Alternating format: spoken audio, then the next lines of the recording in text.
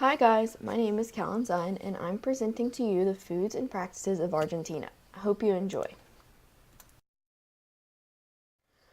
Argentina became a country after the United Provinces of the Rio Plata declared their independence from Spain.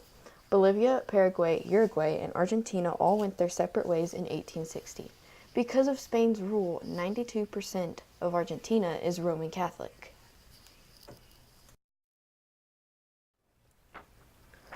When it comes to the education and literacy rates of Argentina, they are very high. 98% of Argentines are literate. As you can see, the middle class comprises 52% of the Argentine population, while the upper and lower class populations comprise about 25% of the population each.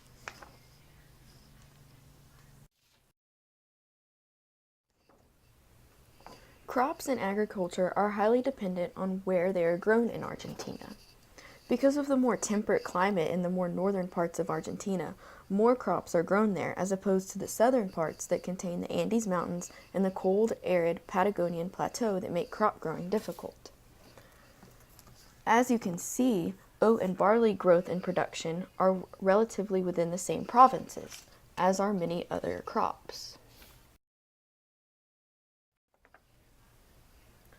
In Argentina, modern medicine coexists with traditional medical beliefs. Argentines believe in the use of hot and cold principles, self-medication, modern treatments, and herbals. Argentines are a high-context culture. Argentines focus more on how the message in a conversation is being conveyed. The way the person makes their point is an important aspect of their conversations. Argentines also use lots of hand gestures when they are speaking.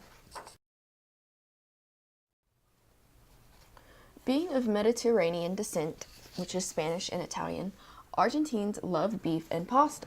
They also will eat lots of vegetables like tomatoes, onions, eggplants, squash, and the fruit from cacti, their secondary foods.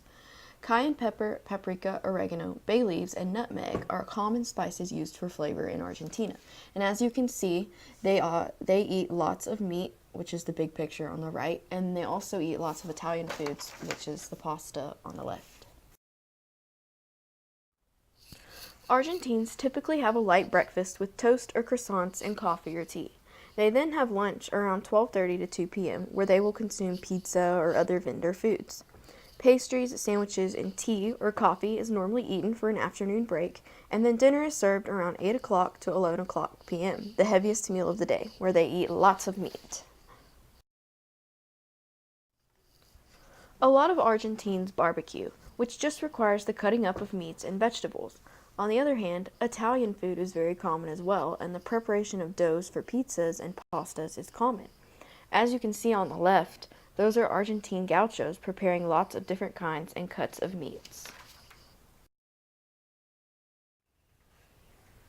There are many different traditional foods for special occasions in Argentina. Argentine asados, which are the barbecues, are very common. Locro, which is the meat stew, is very common as well. Empanadas, which are meat pies, and wine are all common foods for special occasions.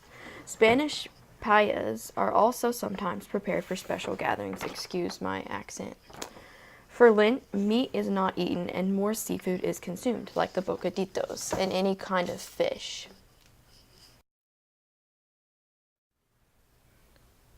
There are a couple of different common food preservations that are used. Argentines will commonly freeze their pre-made pastas or doughs to be used for future use.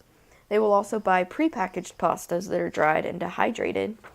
They will also pickle foods, such as eggplant, which is commonly served with asado.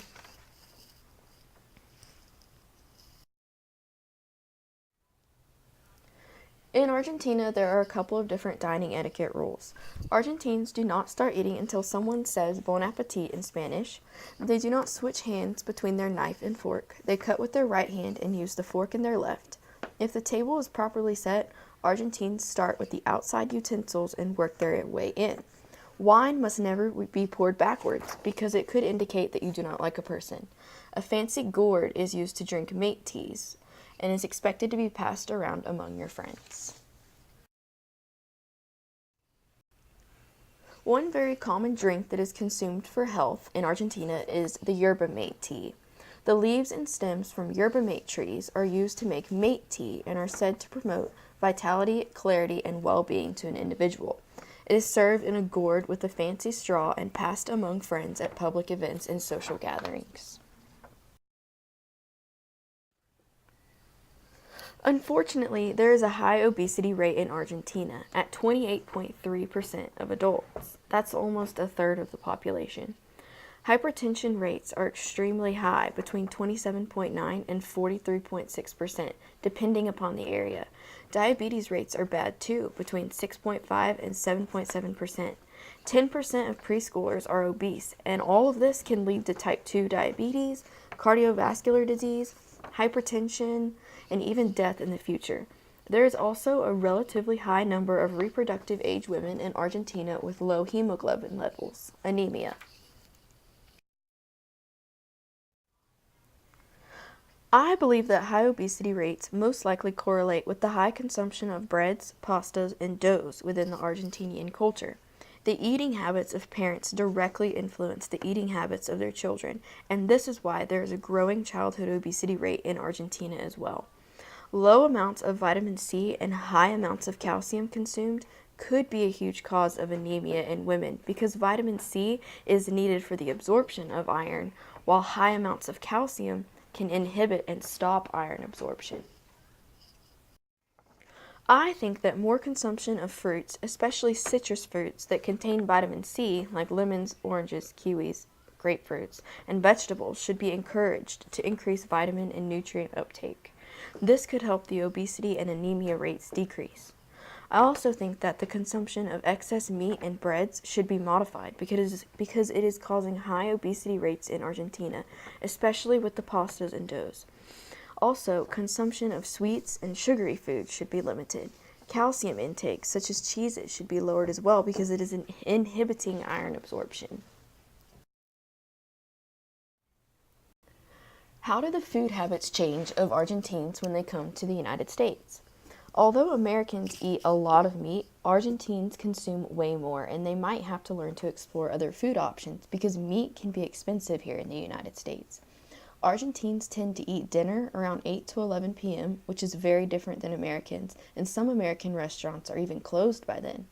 Argentines would have to learn to eat dinner earlier. Argentines also eat a heavy lunch, while most Americans do not because of their busy, high-speed lifestyle. Here are some of my sources that I use throughout my writing and presentation. Thank you so much for watching. I'm looking forward to watching everyone else's videos later.